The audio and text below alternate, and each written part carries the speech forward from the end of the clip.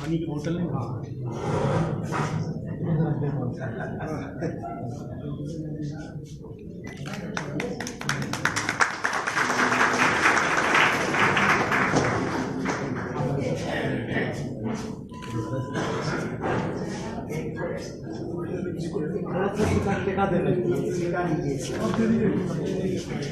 Photo के बाद उसको पिन से कर देना, पिन कर देना, पिन ऐसे ना लोग आप अरे वो आओ कहाँ है पूरी तो भाई आपका लिया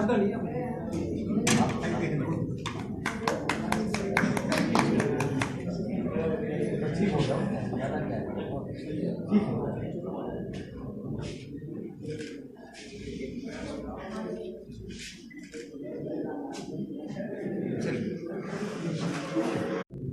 आज की जो ये विशेष सेमिनार कार्यक्रम है, सभागार में समस्त उपस्थित सभागणों को मैं सादर मंच की तरफ से अभिवादन करता हूँ और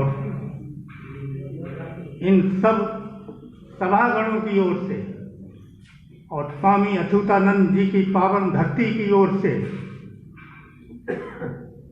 और इस किस्सा आंदोलन के समस्त देशवासियों के की ओर प्रस्तावना प्रस्तुत करूंगा।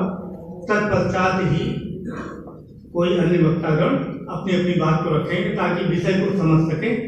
वैसे विद्वज्जन हमारे सामने बैठे हुए हैं, तमाम सभागणों में भी हैं और हमारे विशेषज्ञ भी बैठे हुए हैं, लेकिन सबसे पहले मैं प्रस्तावना प्रस्तुत विषय पे अपनी बात रखूं तो उनको एक पर्ची पहुंचा दें वो, तो उन्हें 10-5 मिनट का टाइम बाद में दिया जाएगा।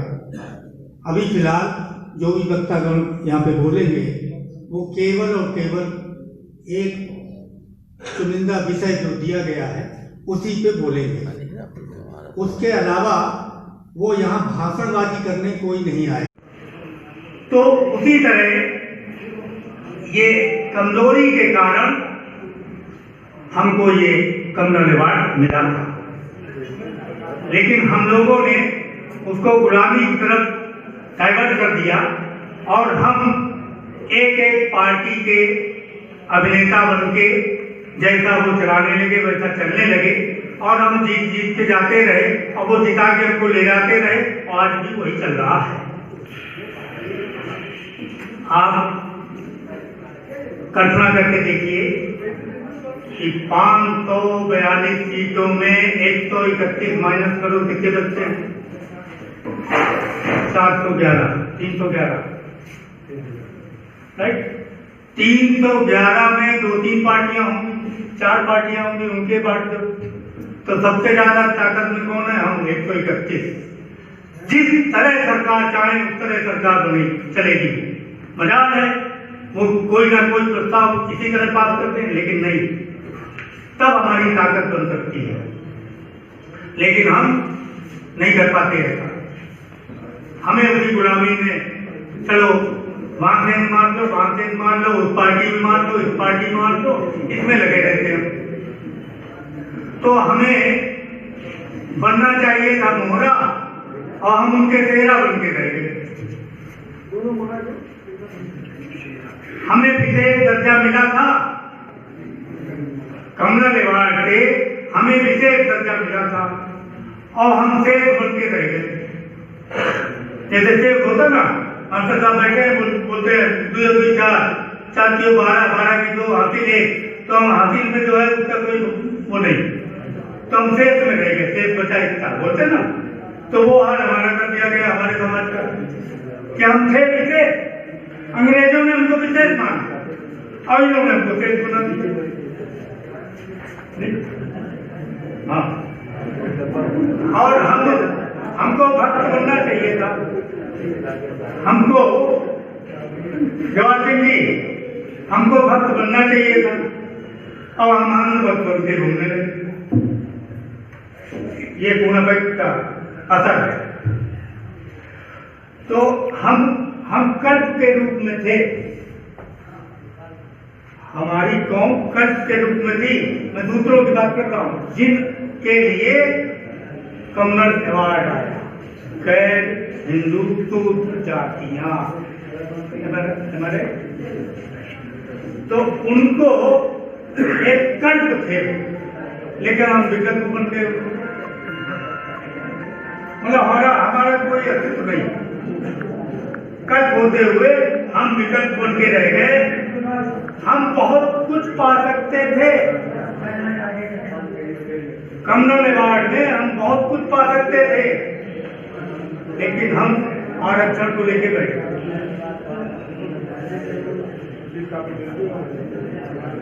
जहां तक हिस्से की बात है, आपने देखा होगा हिस्सा में जो एक वो होते ना पुल्लिंग है ना स्त्रीलिंग है, बीच वाले हैं ना ताली बजाने वाले, उन्होंने तक अपना हिस्सा इस देश में ले लिया। अरे हम उनसे भी गए गुजरे हैं क्या?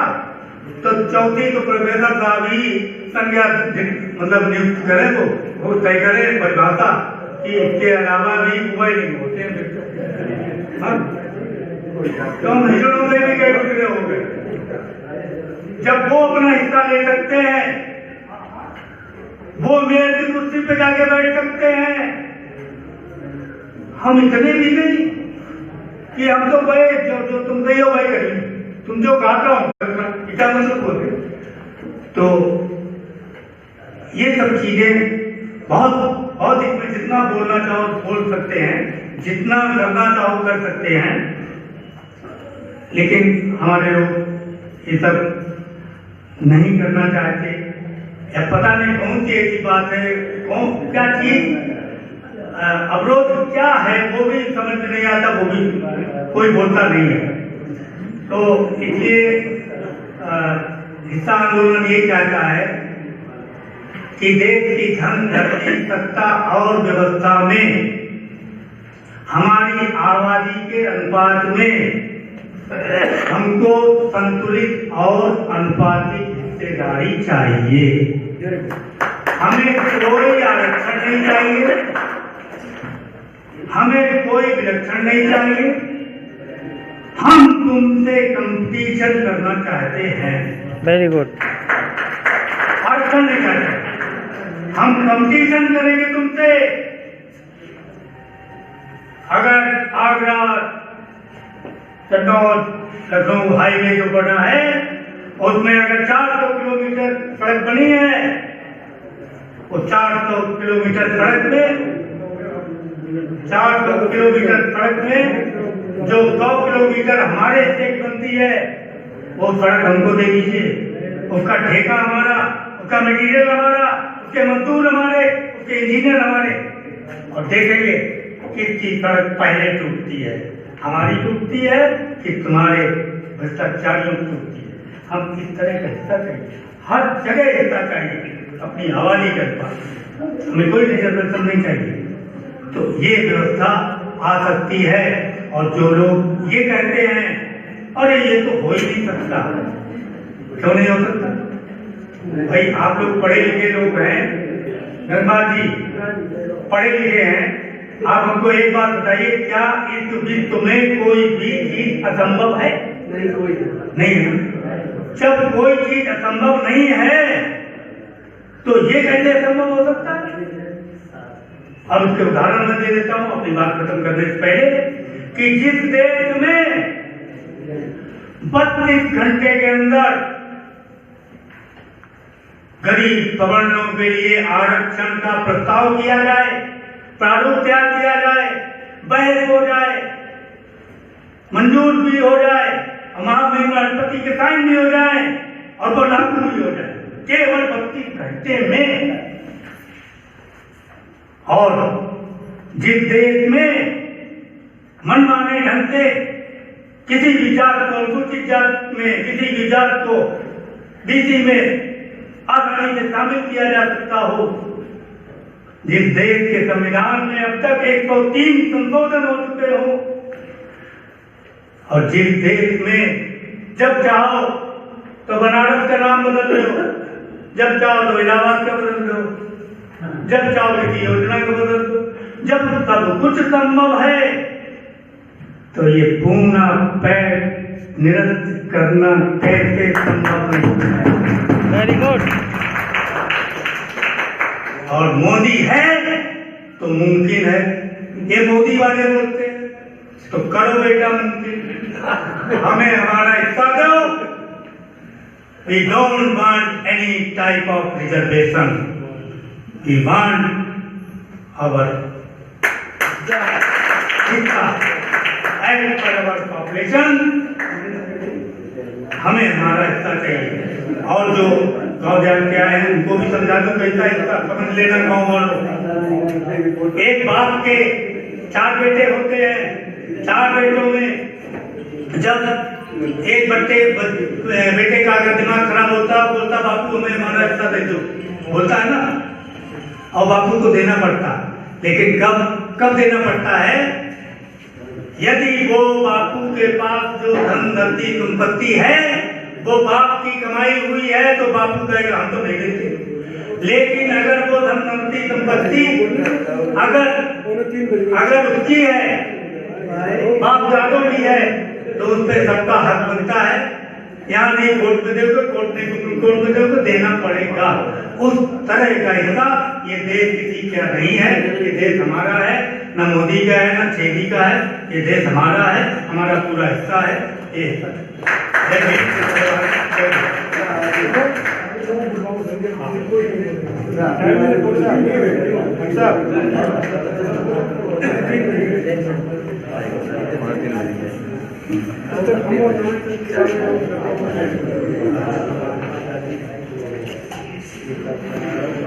महात्मा बुद्ध ने शिक्षित किया, क्या किया, डॉक्टर साहब ने क्या किया, किसने क्या किया, ये बातें तो होगी, ये तो चलती रही। बात यह है कि इसको प्राप्त कैसे करना है। विषय यह है, आज हम इकट्ठे हुए हैं, मैं हरियाणा से आया हूँ, ये IPS साहब हैदराबाद से हुए हैं, ये भाई साहब दिल्ली से आए हुए हैं, आप तो कहीं से आए। क्यों आए?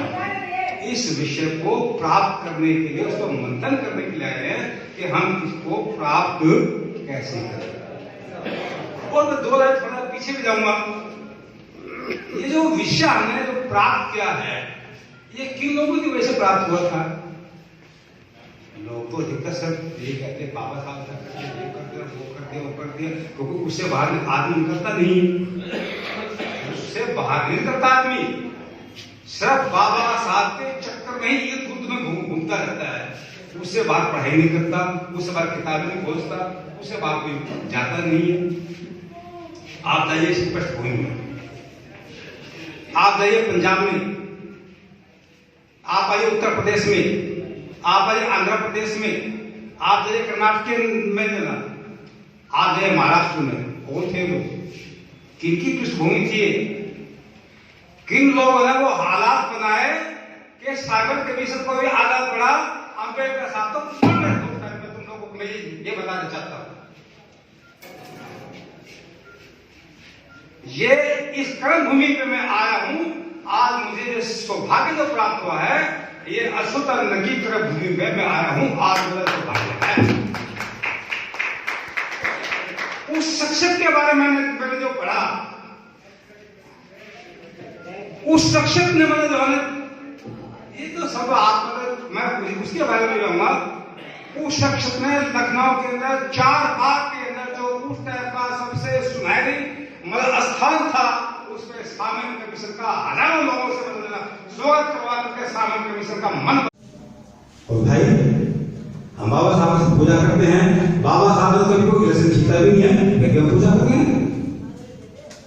फिर भी हम पूजा कर रहे हैं। तो ऐसा क्या आफत आ गई है कि हम जो है ना अपने मतलब जरा महापुरुषों को जरा उनका फोटो भी नहीं लगा सकते?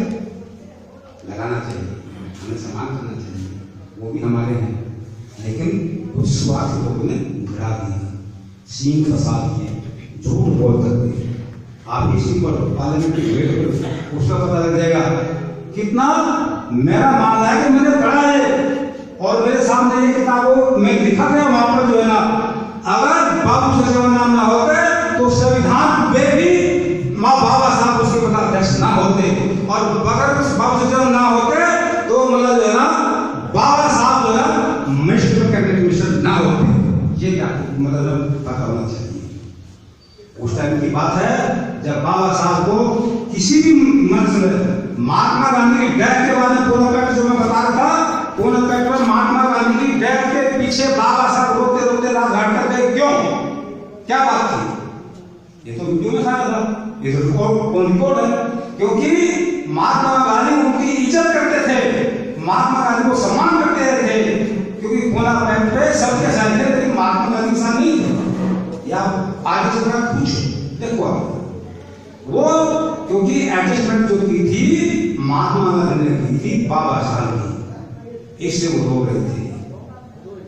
और नेहरू पटेल बाबा साहब को पसंद नहीं करते थे, इसलिए मतलब जो ना उन्होंने बाबू साहब की वाइफ श्रीमती इंद्राणी से मिलकर के अपने दुख बताया और उस दुख का उच्चारण हुआ। वो कैबिनेट मिनिस्टर बने और ये आगे साथ मैं एक मेरे मेरा दोस्त उसको चुन करके अपनी एमपी बने, अपनी सरकार बनाए, तो आपका काम हो जाएगा। इन्हीं शब्दों के साथ जय हिंद, जय दलित समाज और जय हमारे मजबूत आदमी समाज की जान। गलती और प्रश्न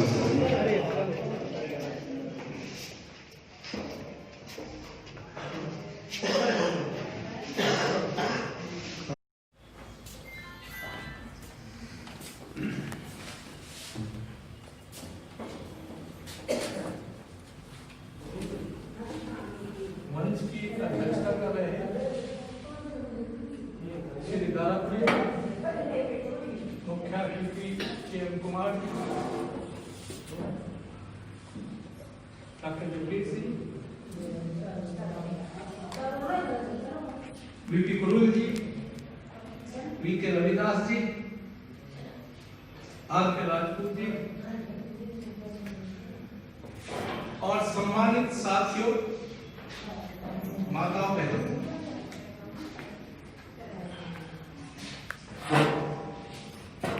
आज 26 नवंबर है 2019 का, और आज का दिन संविधान दिवस के रूप में मनाया जाता है। दिल्ली के अंदर कुछ कारणों से जो रन फॉर कॉन्स्टिट्यूशन थी वो कैंसिल कर दी गई, लेकिन मैं कुरिल जी को धन्यवाद देना चाहता हूं कि अच्युतानंद जी की इस कर्म भूमि में आप ये कार्यक्रम करने में सफल रहे।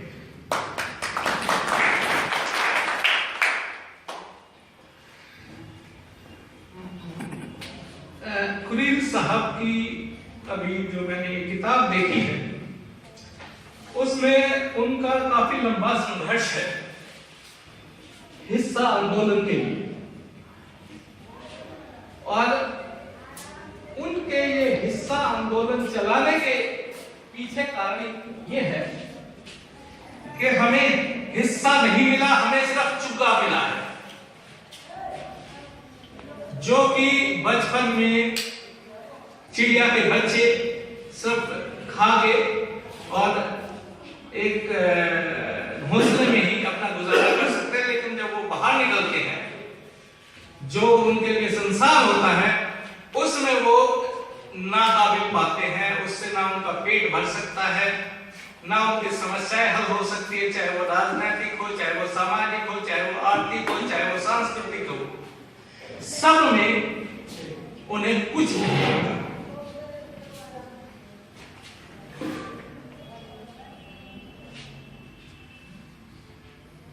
16 अगस्त 1932 को दिए गए कम्युनल अवार्ड में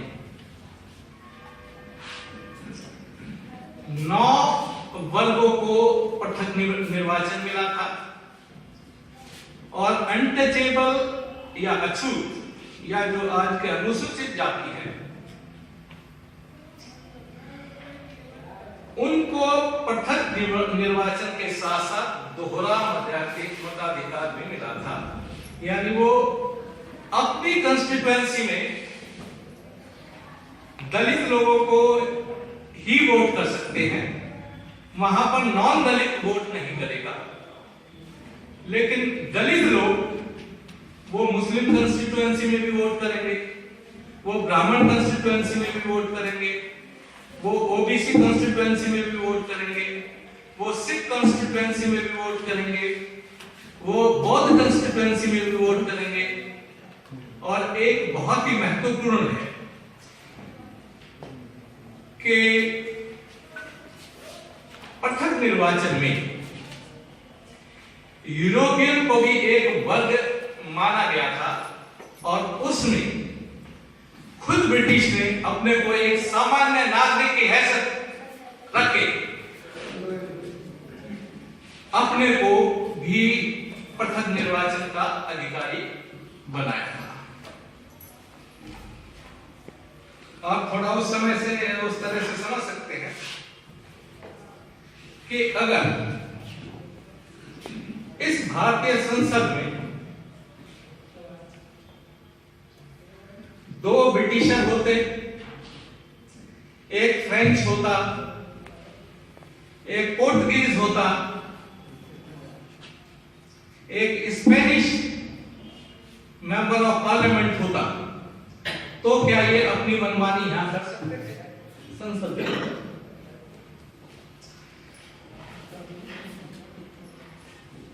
तो पूना पैक्ट के अंदर दलितों का पृथक निर्वाचन खत्म किया गया, उन्हें संयुक्त निर्वाचन के अंतर्गत लाया गया और उनके दोहरा मताधिकार को खत्म करके एक मताधिकार किया गया। लेकिन वो मताधिकार सिर्फ किताबी था। वास्तव में अगर धरातल पे देखा जाए, इनको वोटिंग सेंटर पे जाने से रोका जाता था। आज भी रोका जाता है, पहले भी रोका जाता था, हर कंस्टिट्यूएंसी में रोका जाता था, कहीं ज्यादा था कहीं कम। तो यह हुआ कि दोहरे मताधिकार को एक मताधिकार के बजाय आधा मताधिकार कर दिया गया।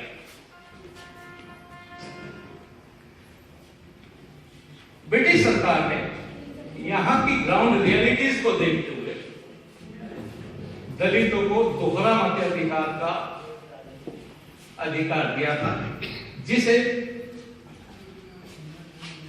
किसी की भूख की वजह से या किसी की जबरदस्ती की वजह से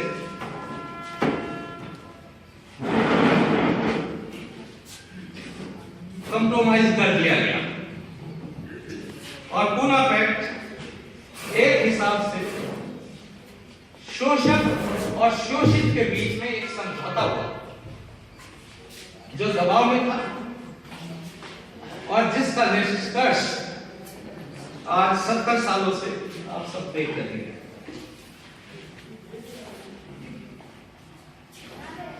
जहां तक पूना पैक्ट और उसके बाद संवैधानिक व्यवस्था में आरक्षण का मतलब है, मैं एक कुछ बारीकियों की तरफ जाना चाहता हूं। संसद के अंदर दो सदन होते हैं, एक में लगभग 550 एमपी है, एक में 250 एमपी है। तो जो 550 एमपी वाला सदन है उसमें आरक्षण है, लेकिन जो 250 वाला सदन है उसमें आरक्षण नहीं। अनटचेबल्स का, शेड्यूल कास्ट का जो 250 वाला सदन है उसमें आरक्षण नहीं है। और उसके साथ जो हर मंत्रालय में संसदीय समितियां होती है उसमें आरक्षण का प्रावधान नहीं है, न्यायपालिका में नहीं है, मीडिया में नहीं है, बिजनेस में नहीं है, बैंकिंग में नहीं है, धन में नहीं है, सांस्कृतिक संस्थाओं में नहीं है, जमीन में नहीं है, जंगल में नहीं है। और संविधान में आरक्षण शेड्यूल कास्ट का हक के बजाय वो राष्ट्रपति की सुविधा पे निर्धारित होता है। तो ये एक राइट नहीं है,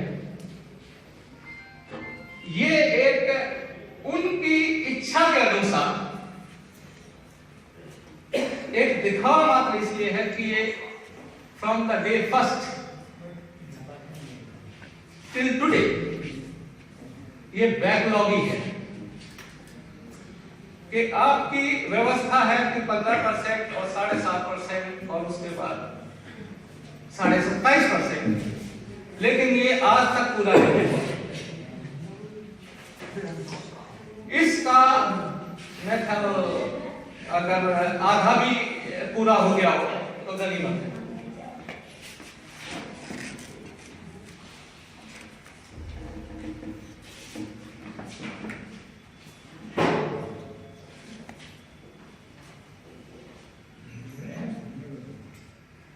एक मैं कुछ और कमी पाता हूं जो पूना पैक्ट की वजह से हुई कि पूना पैक्ट 1932 में हुआ और कम्युनल अवार्ड जो 1932 में हुआ, लेकिन 1931 की जो जनगणना हुई थी उसमें जो आज के शेड्यूल कास्ट है या पहले का अनटचेबल है, डिप्रेस क्लास कह लीजिए, दलित कह लीजिए, उनकी जनगणना non Hindu, non Muslim, non Sikh, non ईसाई, नॉन बौद्ध, non Jain as independent society, independent religion, independent community, उस आधार पर ये जनगणना थी और उसी आधार पर ये कम्युनल अवार्ड था कि वो हिंदू आश्रित था ही नहीं, वो मुस्लिम आश्रित था ही नहीं, वो बौद्ध आश्रित था ही नहीं, वो जैन आश्रित था ही नहीं। तो मैं इसमें एक षड्यंत्र देखता हूं करने वालों के बीच में, क्योंकि जो राउंड टेबल कॉन्फ्रेंस हुई उसमें तकरीबन 76 भारतीय प्रतिनिधि थे और 19 जो है अंग्रेज प्रतिनिधि थे। साइमन कमीशन में कोई भी भारतीय प्रतिनिधि नहीं था, इसलिए भी उसका विरोध हुआ था। उसके बाद जब एक मत नहीं हुए नई संवैधानिक व्यवस्था के लिए, ये जो 76 भारतीय प्रतिनिधि थे और 19 ब्रिटिश प्रतिनिधि थे, तो उस समय के ब्रिटिश प्रधानमंत्री ने खुद कहा कि मैं भारत का दोस्त हूं और मैं एक सॉल्यूशन आपके लिए ढूंढूंगा। तो ये कहना कि कम्युनल अवार्ड जिसमें प्रथम निर्वाचन था और दोहरावती लिखा था, वो किसी भारतीय की वजह से मिला या किसी ब्रिटिशर की वजह से मिला, यह सरासर झूठ है और लोगों को भ्रमित करने वाला बयान है। यह पूर्णतया उस समय के ब्रिटिश प्रधानमंत्री द्वारा एक सॉल्यूशन के आधार पर कम्युनल अवार्ड दिया गया था। और जब यह बताया गया था उन्हें बहस में कि इनके साथ अत्याचार होते हैं, तो उन्होंने एक ऐसी व्यवस्था की थी कि कोई इन पर दबाव ना दे सके और दोहरा मताधिकार उस दबाव को खत्म करने के लिए था। और ये जो कम्युनल अवार्ड था ये 20 साल के लिए था। 16 अगस्त 1932 का दिया हुआ कम्युनल अवार्ड 15 अगस्त 1952 तक मान्य था। शायद ये संवैधानिक व्यवस्था भी दूसरी होती अगर कम्युनल अवार्ड इंप्लीमेंट होता।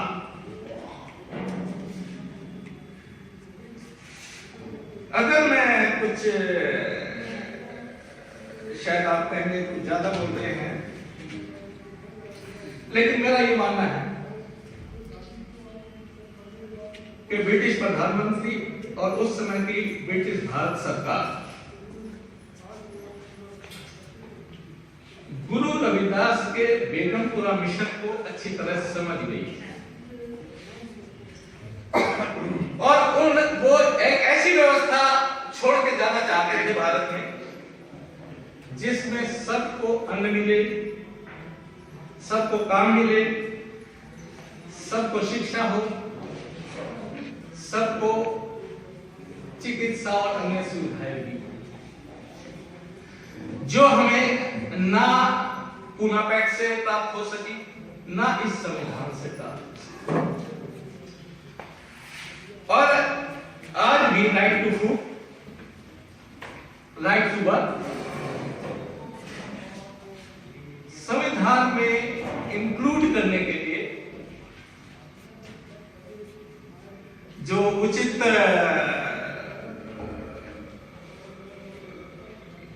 प्रोग्राम कहिए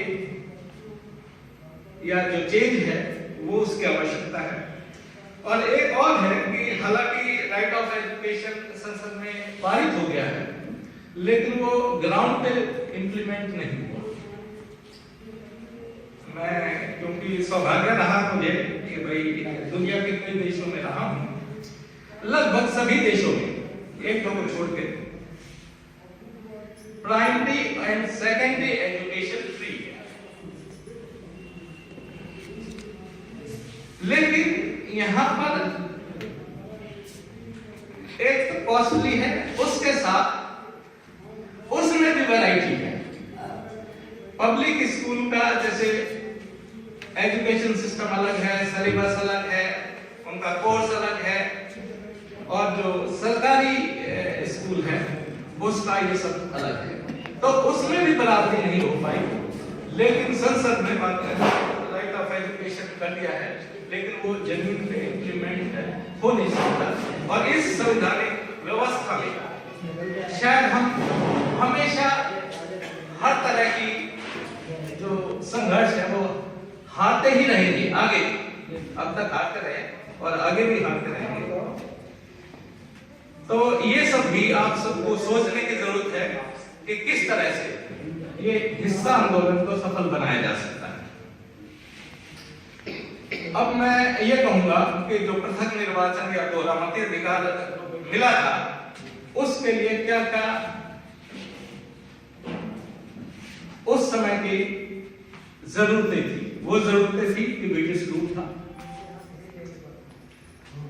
ब्रिटिश इंडिया को छोड़ने के लिए तैयार थे, कॉन्स्टिट्यूशन प्रोसेस शुरू होना था, डेमोक्रेटिक सिस्टम आना था,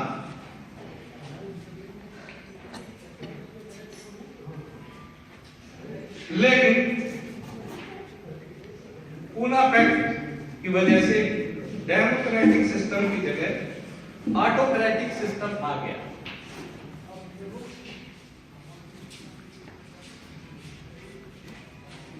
आप सब यहाँ बुद्धिजीवी बैठे हुए हैं,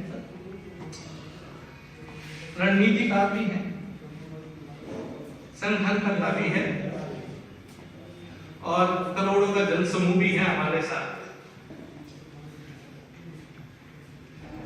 ऐसी कुछ स्ट्रेटजी पे विचार करने की जरूरत है कि वो परिस्थितियां तो अब आने से नहीं, ना ब्रिटिश यहाँ पर आएंगे, ना वो यहाँ पर छोड़ के जाएंगे, ना कॉन्स्टिट्यूशन प्रोसेस दोबारा होगा।